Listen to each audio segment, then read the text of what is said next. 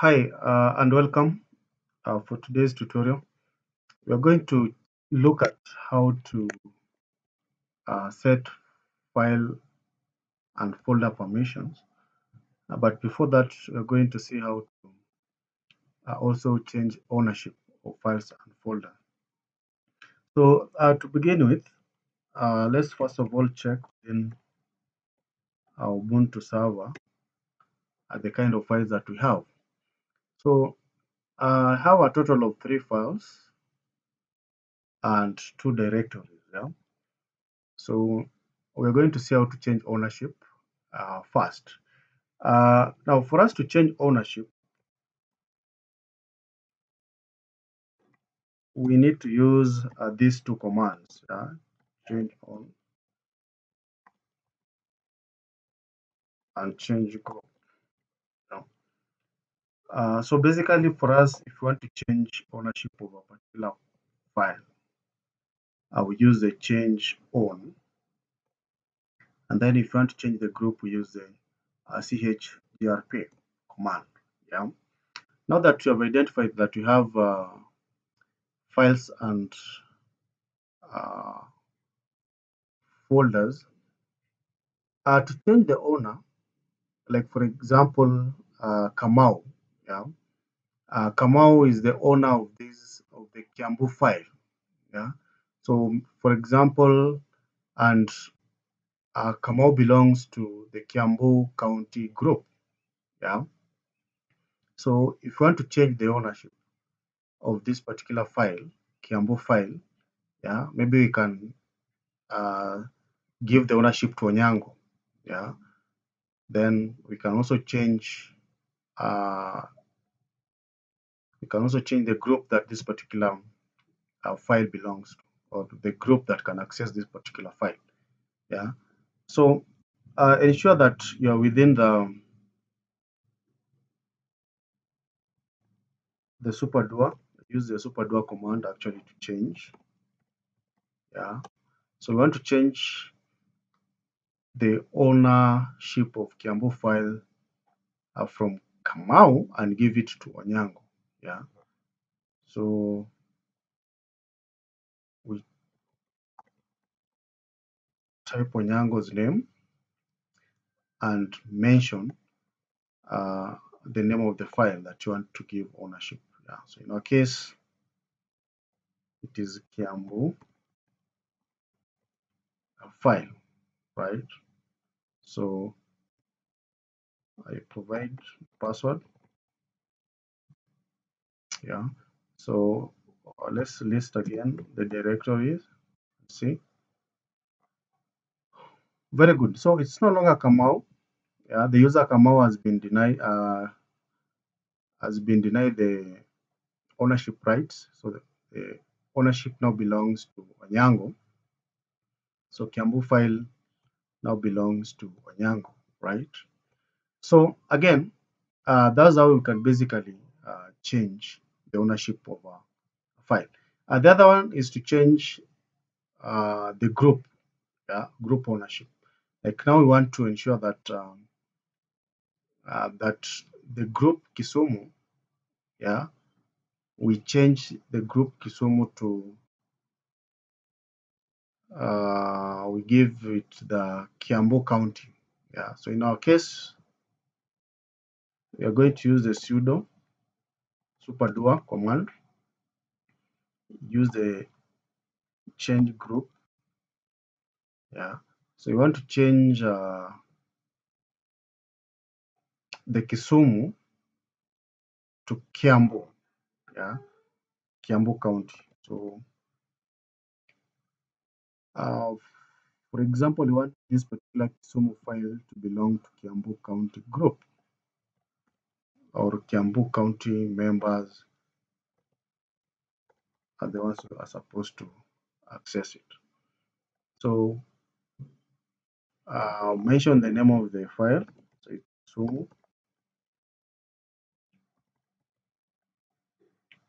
Kisumu file. We are to, let's check again.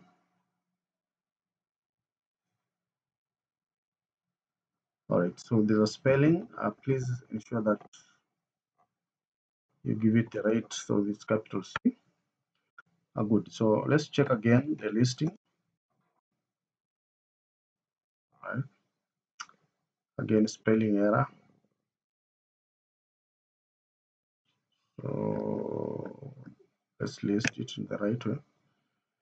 Very good. So we can see that now Onyango, the Kisumu file now belongs to or is owned by Onyango, and it is now also being accessed by the group Kiambu County. Yeah. So basically, what we've done is to change the ownership, yeah, and also the ownership from we change the Kiambu file ownership, yeah, and also we have changed the Kisumu file the group that the Kisumu file belongs. So I believe we have taken note of that. So let me just clear the screen again. Yeah. All right. Better still, we can use the change ownership command to change both the owner and the group at the same time. Like for example, the first file where we have Onyango and Kiambu County. Yeah. So this particular owner, Onyango, we want to change it back to Kamau, and this Kiambu County, we are going to change it to Kisumu. So let's try that. So there's a simple way by using the change owner. So we just need to specify the name. So we're changing it from Onyango to Kamau. Then use a full colon. Yeah. So the first part represents the owner, and then the second part represents the group. So in our case, you want it to be like that. So this particular file is Kiambu file, right? Mhm. So you can see, yeah, uh, the kind of we can use the change owner to change both the owner and the group at the same time, right? So just to take it back the way it was, so we can say sudo, of course, Kamau. It should Kamau belongs to the Kiambu group, yeah. So we can still use a semicolon without anything in front, then just specify the group. Yeah, so Kiambu County is the group that Kamau or the Kiambu file belongs to. Yeah, so specify, mention that particular file, right? I always have a problem by capturing the right.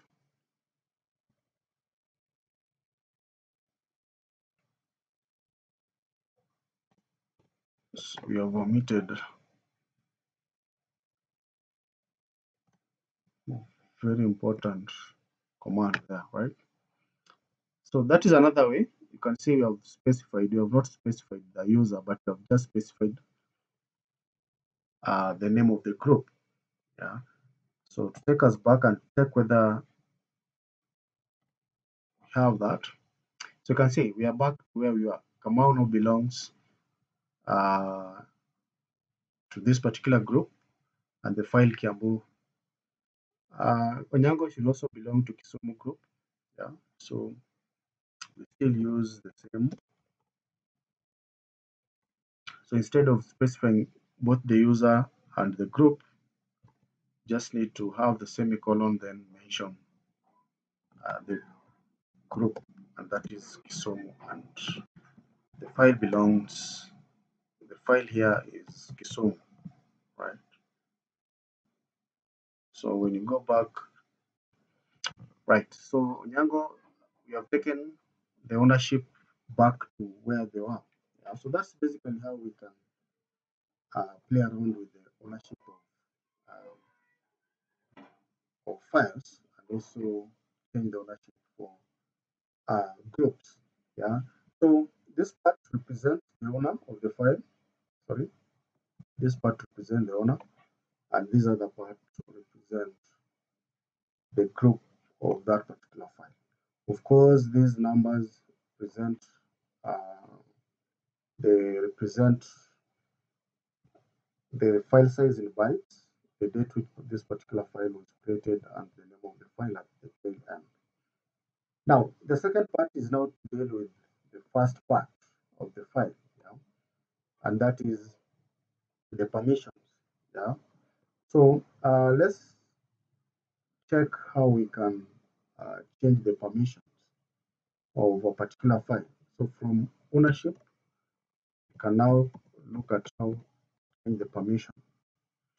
So permissions of a file or a directory can be captured in different forms. Like we have the file type, yeah. Then you have the user of that particular file. Then you have the group of that can be able to access that particular file, and also the rest of people who can be able to access that particular file. So normally, section of the permission of a file is divided into four groups. So when you look at, for example, uh, the Kiambu file, this one, yeah. So any file starts with the type of the file, yeah. So like we have the dash in front of this particular file. That means this is just a regular file. There are files that have D or directory. That means that's a directory. There are those files that have L that shows that that's a link file.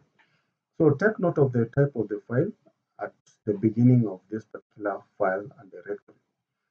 So I still using our Kiambu file as an example. So from the file type, yeah, you can see that's a regular file because of the dash. Then we have the first, the second part, yeah, the three characters. So the three characters represent the user who can access that particular file. So in our case, it is the user can have the read, write, and then there's a dash there. So what does that mean? So for example, if our file type was an ordinary file, so in our case here, the user is going to have the uh, read permissions, the write permissions, then there's a dash. So what this means is that the user can be able to read and write to this particular file, but they cannot execute, right? They cannot execute. That's the second part. The third part is for the group. You can see we have R dash dash. R dash dash here represents the access rights for the group. Yeah. So what this means is the group can be able to read on that particular file, but cannot be able to write, nor they cannot be able to execute. Then finally, at the last part, also we have the R dash dash. Yeah. So what that means is that the others can also be able to have the same permissions as the group, in that they can be able to read, but they cannot be able to write or execute. Yeah. In a simple terms, when we represent this one in octal values, we normally say that R is equivalent to R is equivalent to 4. Yeah. Then right or W is equivalent to 2. Those are the octal representation. Then we have X, which is equivalent to 1. Yeah. So In our case, we can also represent the file or the permissions using the octal values. Yeah. So in this particular example, we can see that the user has uh, the read, which is equivalent to 4, plus the write, which is equivalent to 2. Yeah, but they don't have what?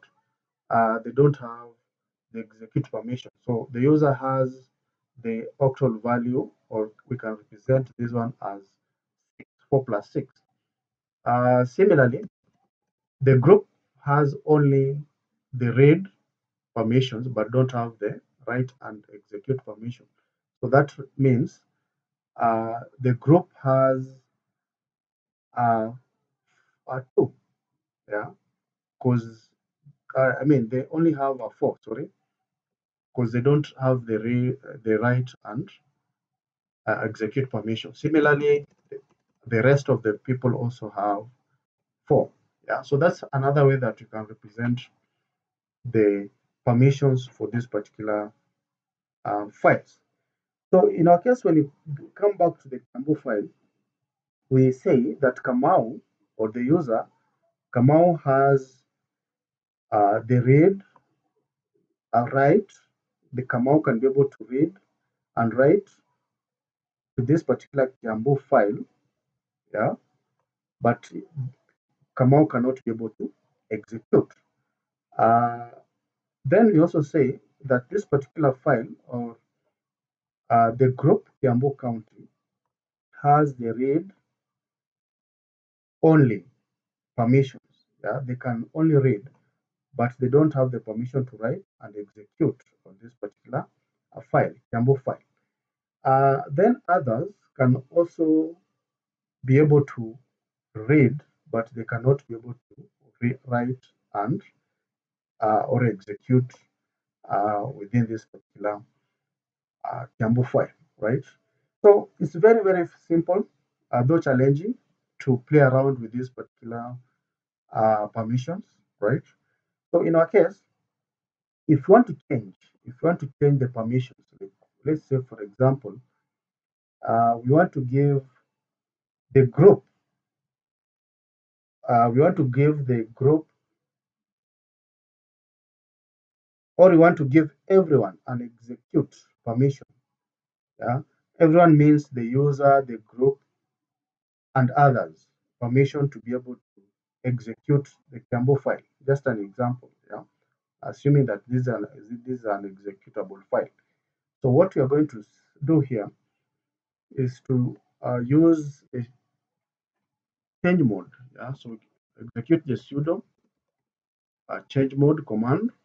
Yeah, so we want to give user, a group, and others. So that is you go. Yeah, so what you need to do is to have a plus x. Yeah, so that they can execute the Kiambu file. Yeah, so they can have the executable permissions on Kiambu file. Yeah, so that's how what we do, right? So take note.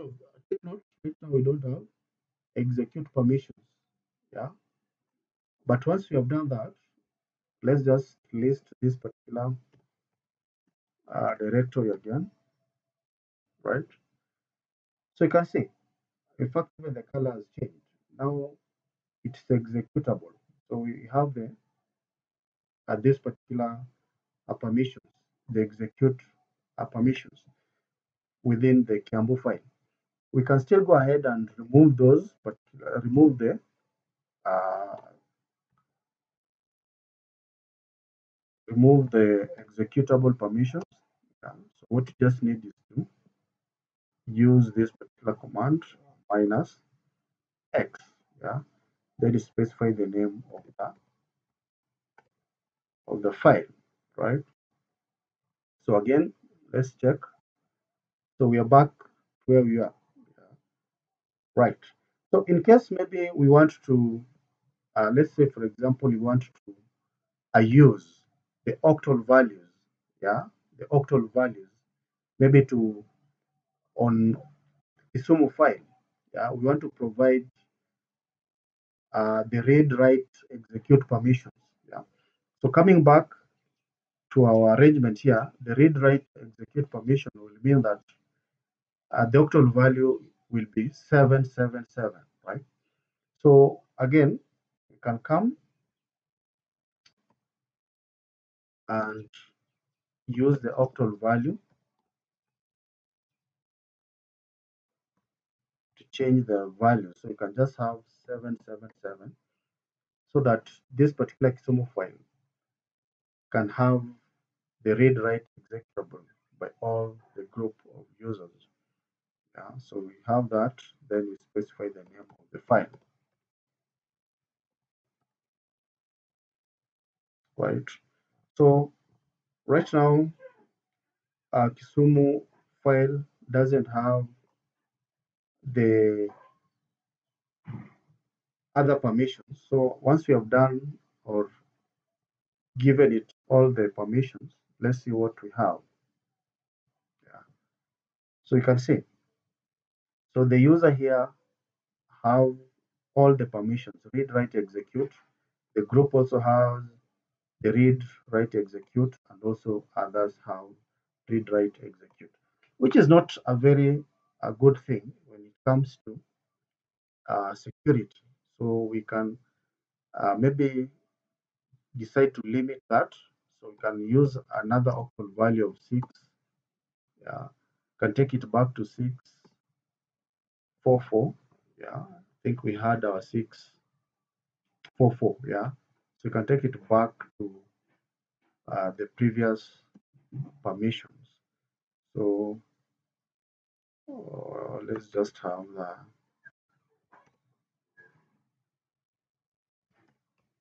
the change mode command. Then you have Kisumu. Right. So when you go back and check, so Kisumu file actually has its original permissions. So take note of how we can change both the ownership of a file and group, and also how to change the permissions for different files. When it comes to folder, yeah, it's almost the same, but for the directory now, uh, directories, you can't execute a directory, but in real sense, what it means is that you can be able to change the files or modify the files within that particular directory.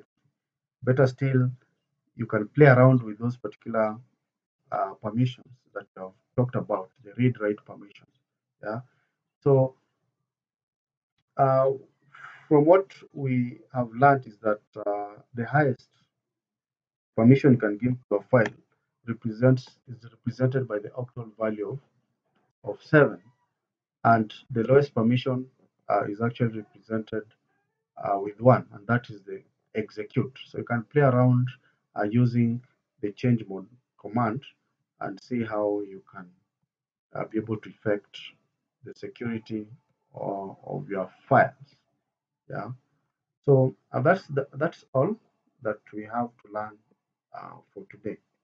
Thank you.